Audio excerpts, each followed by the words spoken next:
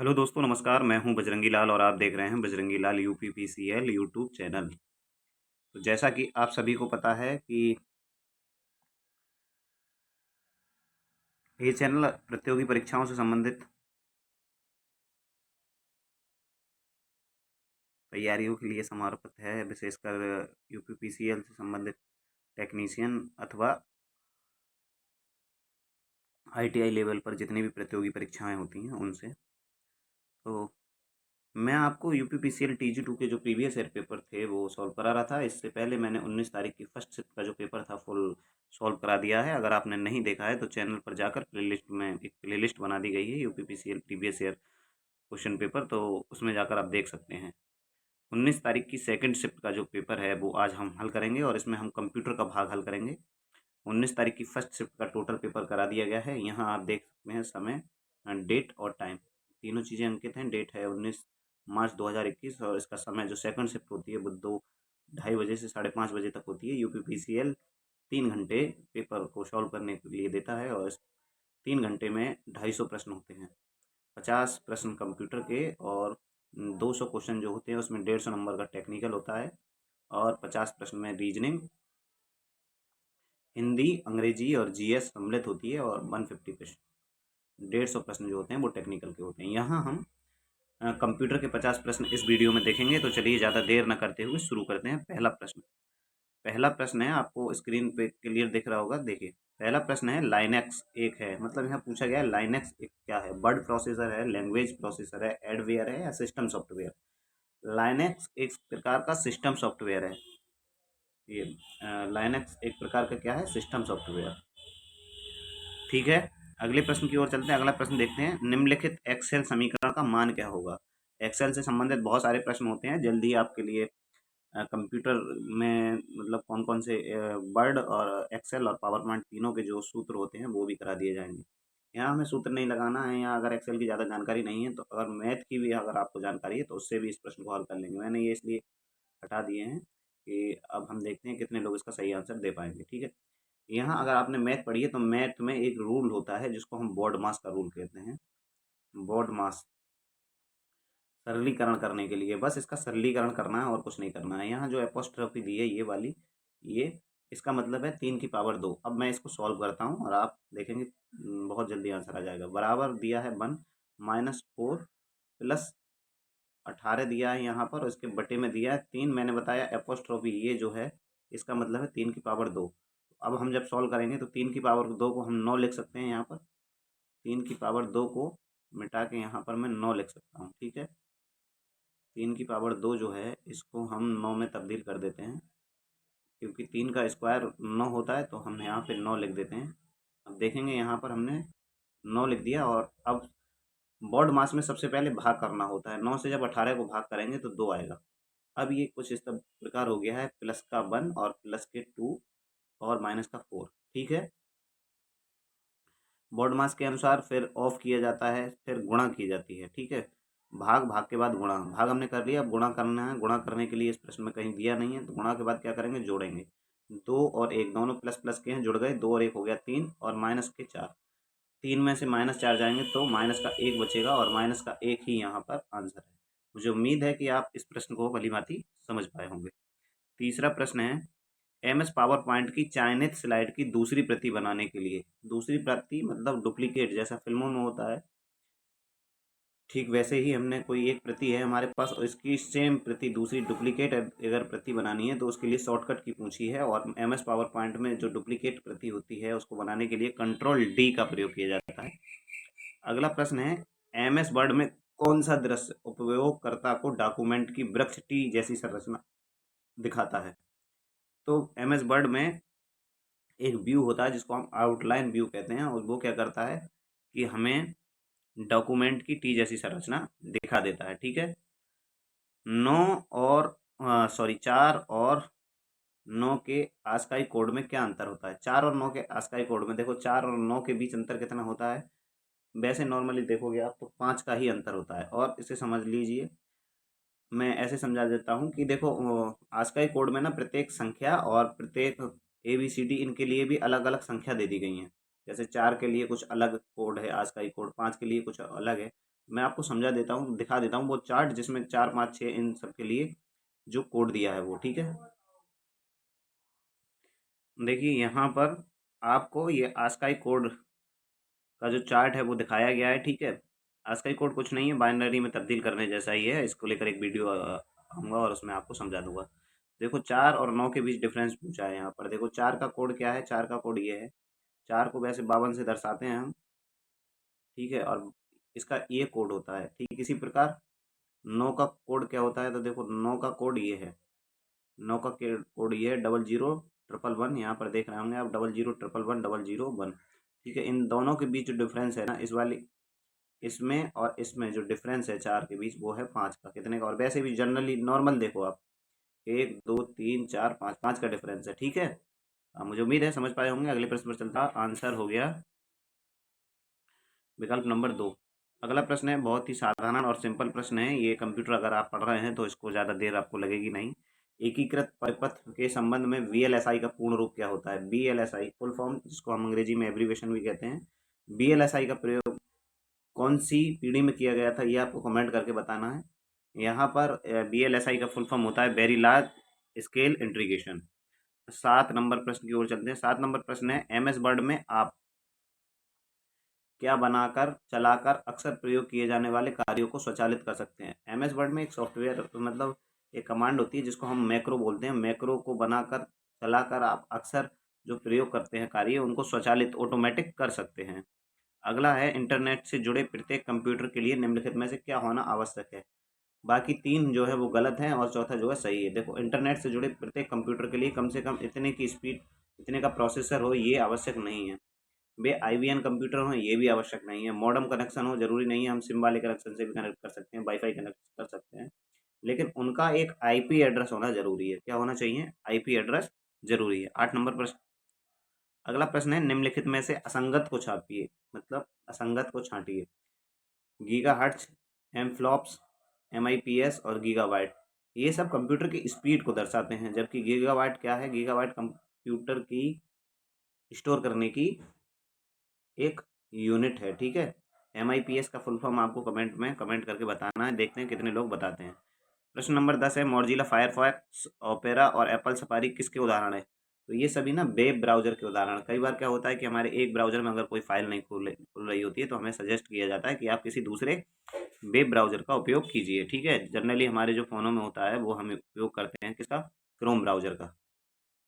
MS Excel के संबंध में निम्नलिखित में से कौन सा कथन असत्य है?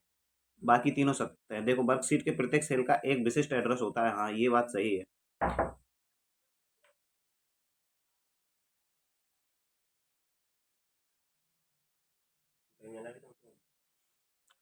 एक वर्क बुक में एक या अधिक वर्कशीट होती हैं, ये भी बात सही है। एक वर्क बुक में एक या एक से अधिक वर्कशीट हो सकती हैं। वर्क बुक में प्रत्येक वर्कशीट का एक विशिष्ट नाम होता है, ये भी सही है। यहाँ पर आपसे गलत पूछा गया है। किसी वर्क बुक में वर्कशीट का क्रम नियत होता है, उसे बदला नहीं जा सकता। हाँ ये बात सही है। अगर एक बार हमने किए, सॉरी गलत है ये, यहाँ सत्य पूछा गया है। ये कह रहा है कि किसी वर्क बुक में वर्कशीट का क्रम नियत होता है, उसे बदला जा सकता है। अगर हम बदलना चाहें तो उसे बदला जा सकता है। 12 नंबर प्रश्न है एमएस वर्ड में पैराग्राफ का डिफ़ॉल्ट संरेखण क्या होता है? एमएस वर्ड में अगर हम कोई पैराग्राफ लिख रहे हैं तो उसमें डिफ़ॉल्ट वो किधर लिखा जाएगा? राइट लिखा जाएगा या लेफ्ट लिखा जाएगा, ये है। मतलब हमें उसकी सेटिंग कोई नहीं की है पहले से ही। अगर बाय डिफ़ॉल्ट लिखते हैं तो कहाँ लिखा जाएगा? तो वो लेफ्ट में लिखा जाता है। किधर? लेफ्ट में। 12 नंबर प्रश्न हो गया है। 13 नंबर प्रश्न की ओर चलते हैं। 13 नंबर प्रश्न है इनमें से कौन सा एक संपीड़न कंप्रेस सॉफ्टवेयर है? कंप्रेस का मतलब होता है कि किसी चीज़ का जो साइज है, एक्चुअल साइज, उससे कम कर देना। जैसे कई बार आपने कोई फार्म भरा होगा या कुछ किया होगा, तो जैसे आपकी फ़ोटो 100 KB की है, उस फार्म में आपकी फ़ोटो 50 KB की मांगी जा रही है, तो हम उसको क्या करते हैं? उसका साइज कंप्रेस कर देते हैं। और कंप्रेस करने के लिए सॉफ्टवेयर प्रयोग किया जाता है, उसको बोलते हैं विनजिप। क्या है? विनजिप। 14 नंबर प्रश्न है एमएस एक्सेल में वर्कशीट का नाम बदलने के लिए अधिकतम कितने वर्णों का प्रयोग किया जाता है? मैंने ज़्यादा यूज नहीं किया है 2016, लेकिन जो 2016 है उसमें मतलब वर्कशीट का जब हम नाम बदलेंगे तो हम अधिकतम 31 वर्णों का प्रयोग कर सकते हैं। कितने? 31। 15 नंबर प्रश्न है एम एस वर्ड 2007 या उसके बाद के संस्करण का उपयोग करके A4 आकार का डॉक्यूमेंट के अलावा निम्नलिखित में से किस आकार के डॉक्यूमेंट भी बनाए जा सकते हैं? इसके अलावा 2007 में हम A5 लीगल और एजुकेटिव ये सभी बना सकते हैं। पोस्ट कार्ड और लेटर नहीं बना सकते थे, ये सब बाकी सारे गलत हैं। 2007 जब आप चलाएंगे किसी दिन, मैं भी दिखा दूंगा कि हम कौन कौन से साइज को 2007 में हम बना सकते हैं। 16 नंबर प्रश्न है, 2 किलोबाइट में कितने बाइट होते हैं?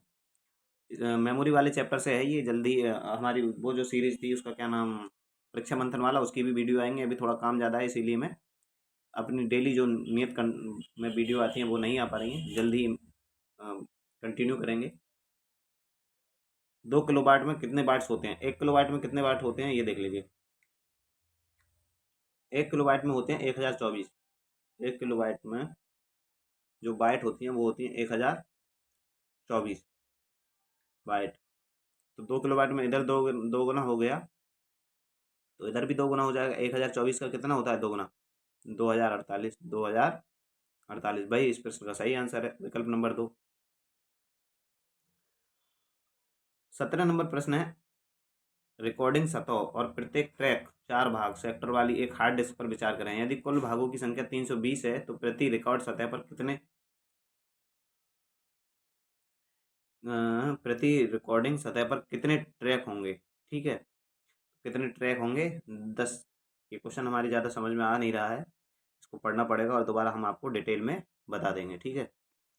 17 नंबर प्रश्न है, एम एस एक्सेल में सम दर्ज करने पर क्या त्रुटि दर्ज होगी? देखो, एम एस एक्सेल के किसी सेल में बस खाली हमें सम दर्ज कर देना है, बाकी वैल्यू अगर दर्ज नहीं हुई तो नेम त्रुटि दर्ज होती है। किसी से सेल में अगर हमने खाली सम दर्ज कर दिया और सम दर्ज करके एंटर दबाएंगे तो वहां पे नेम की त्रुटि होगी। ठीक है। अगला प्रश्न, निम्नलिखित में से कौन सा विकल्प क्लाइंट प्रोग्राम को स्थानीय कंप्यूटर पर डाउनलोड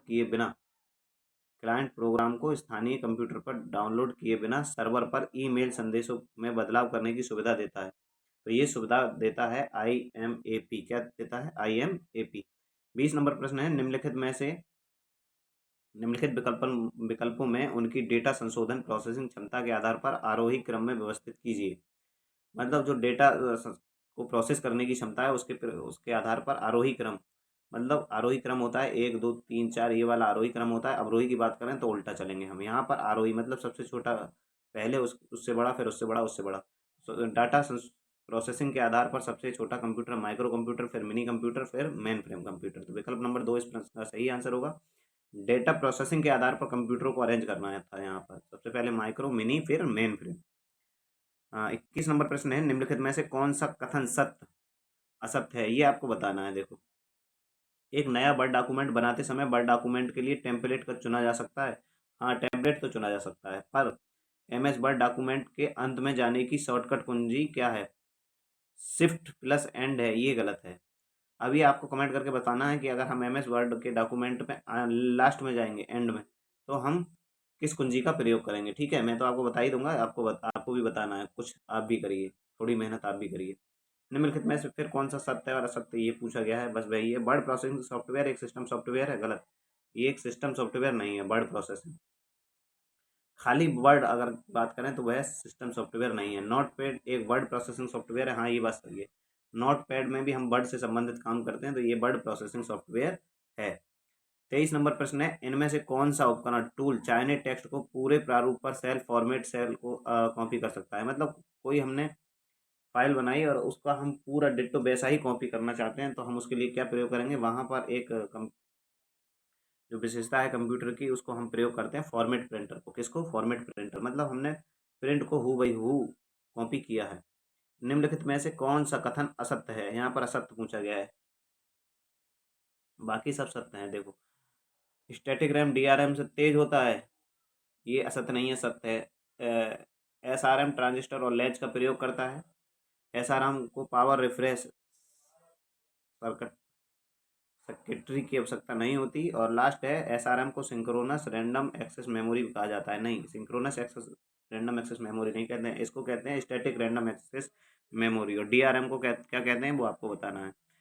अगला है कि MS एक्सेल के लिए नाउ फंक्शन की वापसी रिटर्न पर क्या मान होगा? नाउ अगर दबा के आप ब्रेक लगा के एंटर करेंगे तो तिथि और समय जिस तरह प्रारूपित किए गए हों, मतलब जिस तरह लैपटॉप में सेव होंगे, कंप्यूटर में सेव होंगे, वो वहाँ पे ऑटोमेटिक उस सेल में दर्ज हो जाएंगे। क्या नाउ अगर दर्ज करेंगे तो तिथि और समय दोनों आ जाएंगे। ब्लूटूथ एक किस प्रकार का उदाहरण है? ब्लूटूथ का क्या होता है? एक पर्सनल एरिया का नेटवर्क होता है। ब्लूटूथ का उदाहरण ये है, जैसे यदि कोई व्यक्ति है, ये व्यक्ति है, इसको मैं बना देता हूँ, मेरी ड्राइंग ज़्यादा अच्छा नहीं है, और इसके यहाँ कान में एयर ब्लूटूथ लगी है, तो और इसका फ़ोन इसने यहाँ छोड़ दिया है, तो एक निश्चित क्षेत्र के अंतर्गत ही इसको इसकी ब्लूटूथ पर सुना ही आएगा, मतलब हम कनेक्ट रहेंगे, और उस क्षेत्र से अगर ये दूर चला गया 40 मीटर या 15 मीटर 20 मीटर ऐसे कुछ होता है, अगर उससे अगर ये दूर चला गया तो ब्लूटूथ काम करना बंद कर देगा। इसलिए ब्लूटूथ एक किस प्रकार का सॉफ्टवेयर है, किस प्रकार का उदाहरण है, तो पर्सनल एरिया नेटवर्क का। अगला प्रश्न है, एमएस वर्ड में फॉन्ट डायलॉग बॉक्स को सक्रिय करने के लिए शॉर्टकट कुंजी। फॉन्ट डायलॉग बॉक्स जो होता है उसको सक्रिय करने के लिए हम किसका प्रयोग करते हैं? कंट्रोल डी का। कंट्रोल डी का। कंट्रोल एफ का प्रयोग फाइंड करने के लिए करते हैं। कंप्यूटर की निम्नलिखित में से कौन सी विशेषता है जो इसे एक ही समय में अलग अलग काम करने में सामर्थ्य बनाती है? पेपर कंप्यूटर का जो है इस शिफ्ट में मुझे थोड़ा सा सामान्य लग रहा है, ना ज़्यादा कठिन कहेंगे ना ज़्यादा सरल इसको। तो एक ही बार में कई सारे कार्य करना, ये कंप्यूटर की वर्सटालिटी, या फिर अंग्रेजी हिंदी में इसको कहें अस्थिरता, क्या है कहते हैं? अस्थिरता। विकल्प नंबर 4 28 नंबर प्रश्न का सही आंसर है। 29 नंबर प्रश्न है, फोन लाइनों का उपयोग करके कनेक्शन स्थापित करना और एनालॉग सिग्नल के स्थान पर डिजिटल सिग्नल ले जाना, ये क्या करता है? तो ये करता है ISDN। क्या करता है? ISDN। अगला है, निम्नलिखित में से किसे इंटरनेट पर संसाधन का पता लगाने के लिए उपयोग किए जाने वाले एक विशिष्ट पहचानकर्ता यूनिक आइडेंटिफिकेटर के रूप में जाना जाता है? तो ये होता है यूनिफॉर्म रिसोर्स लोकेटर। ये किसी की फुल फॉर्म है, जिसकी फुल फॉर्म है उसे शॉर्ट में आपको बताना है कमेंट बॉक्स में। अगला प्रश्न है, MS एक्सेल 2016 में चार्ट बनाने के लिए निम्न में से किस व्यू का प्रयोग किया जाता है? चार्ट बनाना है तो आप उसको कुछ इस प्रकार बनाएंगे, मतलब चार्ट या टेबलों का प्रयोग करेंगे चार्ट बनाने में बस। तो हम किसका प्रयोग करेंगे? इंसर्ट। इंसर्ट का प्रयोग करेंगे। किसका प्रयोग करेंगे? इंसर्ट। इंसर्ट का प्रयोग करके आप वहाँ से मर्जी के अनुसार चार्ट बना सकते हैं। 32 नंबर प्रश्न है, MS वर्ड 2016 डॉक्यूमेंट का डिफ़ॉल्ट नाम और आकार क्या होता है? डॉक्यूमेंट में हम जो फ़ॉन्ट प्रयोग करते हैं उसका नाम और आकार, तो डिफ़ॉल्ट 2016 में कैलिबरी होता था और उसका साइज़ होता था 11। कितना? कैलिबरी 11। ठीक है। 33 नंबर प्रश्न है, OSI मॉडल की निम्नलिखित में से कौन सी परत टेलनेट और FTP प्रोटोकॉल का उपयोग कराती है? तो FTP प्रोटोकॉल और टेलनेट का जो संबंध, जो उपयोग कराती है वो होती है एप्लीकेशन लेयर। कौन सी लेयर? Application layer. 34 नंबर प्रश्न है, विंडोज सिस्टम के संबंध में निम्नलिखित में से कौन सा सही गलत है? सत्य सत्य वाला प्रश्न होगा, इस पेपर में सत्य सत्य ज़्यादा पूछे गए। शॉर्टकट को हटाने, डिलीट करने के संबंध से संबंधित अनुप्रयोग एप्लीकेशन प्रोग्राम भी हट जाता है, ये गलत है। अगर शॉर्टकट को हटाएंगे तो ये जरूरी नहीं है कि उसका एप्लीकेशन भी हट जाए, नहीं हटेगा। फोल्डरों के लिए शॉर्टकट नहीं बनाए जाते, फोल्डरों के लिए भी शॉर्टकट बनाए जाते हैं, दोनों असत्य हैं। एप्लीकेशन करके किसी दिन हम आपको दिखा देंगे। विंडोज में किस चिन्ह आइकन पर थोड़ा घुमावदार तीर है, तो ये क्या दर्शाता है? Shortcut icon. क्या दर्शाता है? Shortcut icon. 36 नंबर प्रश्न है, स्काइप एक प्रकार का उदाहरण है। स्काइप क्या है? इंटरनेट पर टेलीफोनी सेवा, इसके माध्यम से वीडियो कॉलिंग होती थी पहले, व्हाट्सएप से पहले, परंतु अब तो इसका प्रयोग बहुत ही कम किया जाता है। MS एक्सेल 2016 में जूम स्लाइडर का उपयोग करके जूम को न्यूनतम कितने स्तर तक पहुंचाया जा सकता है? जूम को जो न्यूनतम है वो 100% तक पहुंचाया जा सकता है। मैक्सिमम के लिए आपको बताना है कि 2016 में हम मैक्सिमम जूम कितनी कर सकते थे। ठीक है। 38 नंबर प्रश्न है, MS एक्सेल में किसी भी सूत्र को स्टार्ट करने के लिए सबसे पहले किसका प्रयोग किया जाता है? सब जानते हैं, बच्चा बच्चा जानता है, जिसने भी कंप्यूटर की तैयारी जरा सी भी प्रारंभ की है वो सब आराम से बता सकते हैं कि MS एक्सेल में कोई भी सूत्र हम प्रारंभ करेंगे, सम करेंगे तो मतलब किसी को जोड़ेंगे तो इक्वल सम, मतलब ऐसे बहुत सारे सूत्र हैं, मतलब बहुत सारे क्या, सारी सूत्र ऐसे हैं जो इक्वल से स्टार्ट होते हैं एक्सेल में। 39 नंबर प्रश्न है, MS वर्ड में सिकुड़ते और बढ़ते फ्रंट की शॉर्टकट कुंजी क्या है? सिकुड़ते मतलब आप उसको छोटा करेंगे, और बड़ा करने के लिए क्या क्या प्रयोग करेंगे? तो फॉन्ट का अगर साइज बढ़ाना है तो control shift plus less than, सिकुड़ने के लिए, छोटा करने के लिए, और बड़ा करने के लिए control shift plus greater than, दोनों का प्रयोग करते हैं। ठीक है। अलग अलग पूछता है तो वो भी याद कर लीजिए। 40 नंबर प्रश्न है, निम्नलिखित चित्र दर्शाता है, चित्र यहाँ पर खुला नहीं है, क्या दर्शाएगा वो हम बता नहीं सकते। ठीक है। 41 नंबर प्रश्न है, which of the following MS word feature is use to create one document and send to multiple people? मतलब इनमें से कौन सा विकल्प है, इसकी हिंदी हम बता रहे हैं, इनमें से कौन सा विकल्प MS वर्ड में वो सुविधा प्रदान करता है जिसके माध्यम से हम एक डॉक्यूमेंट बनाकर कई सारे लोगों को एक ही बार में भेज सकते हैं? तो ये होता है मेल मर्ज। मेल मर्ज का प्रयोग क्या होता है, इसलिए करते हैं कि एक ही मेल को कई लोगों के पास एक ही बार में भेजने की जो प्रक्रिया होती है उसको हम मेल मर्ज कहते हैं। सेम कॉपी को 8 बिट एड्रेस लाइन का उपयोग करके कितने अलग अलग एड्रेस बनाए जा सकते हैं? 8 बिट, 2 की पावर 8 का मान निकाल लीजिए, जितना मान आएगा उतना ही ये होगा। ठीक है। हाँ, अगला प्रश्न पर चलते हैं, आंसर होगा इसका 43 नंबर प्रश्न है। एम एस एक्सल विंडो का एक घटक सक्रिय सेल की सामग्री को दर्शाता है। तो एम एस एक्सल का जो फार्मूला बार है वो जो सेल में वैल्यू होगी उसको प्रदर्शित करेगा। क्या प्रदर्शित करेगा? फार्मूला बार। टास्क बार सबसे नीचे की लाइन होती है, कंप्यूटर आप खोलेंगे तो यहाँ पर जो लाइन होती है उसको हम टास्क बार कहते हैं। टाइटल बार जो सबसे ऊपर की लाइन होती है उसको टाइटल बार कहते हैं। नेम बॉक्स जहाँ नेम लिखा जाता है। अगला है 44 नंबर प्रश्न, जब किसी विंडो के मिनिमाइज बटन पर क्लिक किया जाता है तो क्या होता है? जब किसी विंडो के मिनिमाइज बटन पर क्लिक किया जाता है, यहाँ पर कॉर्नर पे 3 बटन होते हैं जो आपने देखे होंगे। एक में माइनस होता है, एक में ऐसा होता है और एक में कट होता है। तो इसमें जो ये वाला बटन है इसको हम मिनिमाइज कहते हैं, इसको मैक्सिमाइज कहते हैं और इसको क्लोज करना कहते हैं। तो मिनिमाइज पे जब क्लिक किया जाता है तो क्या होता है कि विंडो डेस्कटॉप से गायब हो जाती है। डेस्कटॉप से वो विंडो गायब होकर टास्क बार पर एक आइकन के रूप में, अगर इसको क्लिक कर दोगे तो जो विंडो खुली होगी वो यहाँ पर एक आइकन के रूप में प्रदर्शित हो जाएगी। ठीक है। मान के चलो क्रोम खोले हो तो यहाँ क्रोम छोटा सा शो होने लगेगा, बाकी जो सॉफ्टवेयर रन करोगे वो भी यहाँ पर शो मतलब प्रदर्शित होने लगेंगे। अब मेरा प्रश्न है 45 नंबर प्रश्न, निम्नलिखित में से कौन सा सत्य है ये बताना है। जी फ्लॉप टी फ्लॉप से छोटा होता है, सत्य है। और एम फ्लॉप जी फ्लॉप से बड़ा होता है। देखो, जी फ्लॉप जो होता है ना टी फ्लॉप से छोटा होता है, ये तो सत्य है पर ये गलत है। तो इसमें प्रश्न नंबर 45 का केवल विकल्प नंबर 1 सही हो जाएगा। इंटरनेट द्वारा निम्नलिखित में से कौन सी स्विचिंग तकनीक का प्रयोग किया जाता है? इंटरनेट द्वारा जो स्विचिंग तकनीकी प्रयोग में लाई जाती है वो होती है पैकेट स्विचिंग। कौन सी? Packet switching. 43 नंबर प्रश्न, मान लें कि एक वर्कशीट के A1 सेल में 45 दर्ज है। कितना दर्ज है? 45। A1 का चयन करके कंट्रोल प्लस शिफ्ट प्लस प्रतिशत दबाने पर क्या हो जाएगा? A1 सेल का जो मान है ना 4500 दिखाने लगेगा। कितना? 4500 प्रतिशत दिखाने लगेगा, क्योंकि हमने उसका प्रतिशत दर्ज कर दिया। कितना प्रतिशत? कंट्रोल शिफ्ट प्लस प्रतिशत लगा दिया, इसीलिए वो कितना दिखाने लगेगा? 45। किसी एप्लीकेशन विंडो में एक बटन होता है जिससे आप बाईं या दाईं ओर खींचकर ड्रैग कर सेटिंग मान को क्रमशः बढ़ा सकते हैं। विंडो में देखो यहाँ पर ना, यहाँ पर एक बटन होता है, दोनों तरफ रूलर बार जिसको बोलते हैं, उसमें उसको हम शॉर्ट स्लाइडर भी बोलते हैं। स्लाइडर से क्या करते हैं, पूरी सीट पूरा पेज एक बार में देख सकते हैं। ठीक है। अगर नहीं दिख रहा है तो एक बार में देखने की प्रयास करते हैं सर, ऐसे ऐसे ऐसे ऐसे करके हम उसको देख सकते हैं। इसको कहते हैं स्लाइडर।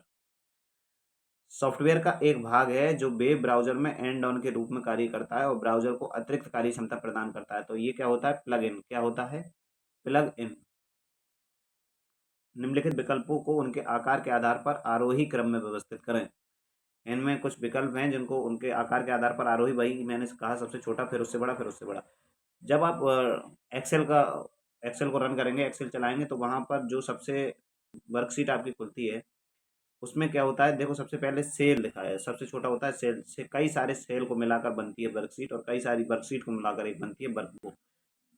ठीक है। आरोही क्रम यही है और अवरोही में पूछा जाता है तो सबसे पहले वर्कबुक, फिर वर्कशीट, फिर सेल होता है।